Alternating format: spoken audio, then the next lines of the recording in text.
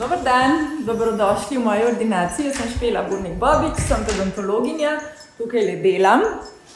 Danes vam bom povedala, po čem sem si jaz tole leto minulo 24 zapomnila. In zdi se mi, da so to leto zaznamovale predvsem stavke. Zdaj jaz ne govorim o zdravniški stavki, ampak govorim o stavki zobnih mišk. Revce so preobremenjene, čisto so izčrpane, zato ker se dogaja, da pod polštri najdejo vedno več gnilih zob.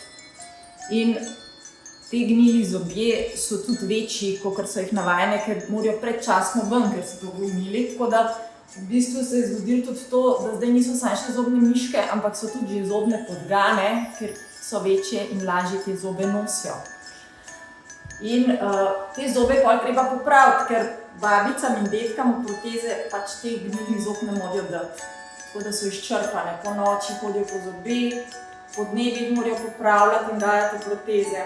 Tako da za leto 25 bi si jaz želela, da otroci, ne samo zaradi sebe, ampak tudi zaradi zobnih mišk, bolj skrbijo za svoje zobe, da bodo pod polštri sami zdravi zobje in da bodo končno lahko tudi zobne miške šle na dopust. Srečno v letu 25.